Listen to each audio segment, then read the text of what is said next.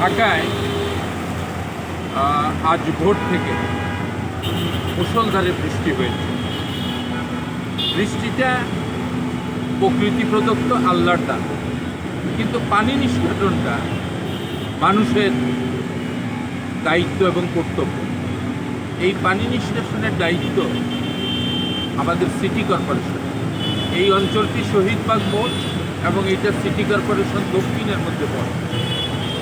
অথচ দেখা যাচ্ছে যে সেখানে প্রশাসক এবং টোটাল সিটি কর্পোরেশনের লোকজন আছেন, তাদের কোনো পরিকল্পনা নেই।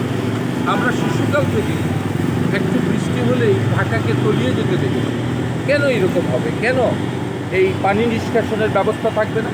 এই যে পানি তলিয়ে যাচ্ছে, ঢাকা তলিয়ে যাচ্ছে, এতে হাজার হাজার কোটি টাকা ক্ষতিগ্রস্ত হচ্ছে।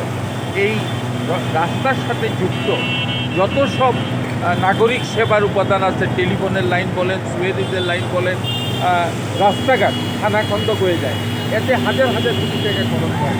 অথচ আমাদের যারা দায়িত্বে আছেন তাদের দৃষ্টি এদিকে নেই। আমার মনে হয় এই পানিগুলো তুলে নিয়ে আপনার এই সিটি কর্পোরেশনের তাদের অফিসে ঢেলে দেওয়া উচিত, তাইলে তাদের ঘুমটা ভাঙবে।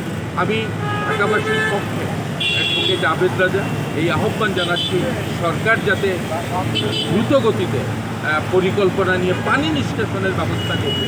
পানি ড্রেইনের মধ্য দিয়ে যাবে, এই পানি বিভিন্ন নদীতে পড়বে। নদী যদি ভরাট হয়ে যায়, নদীর তলদেশ খনন করবে। নাগরিকের সেবার জন্য সরকার, নাগরিকের কল্যাণের জন্য সরকার।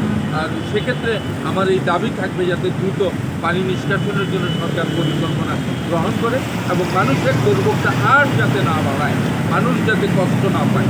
ধন্যবাদ সবাই। আসসালামু আলাইকুম।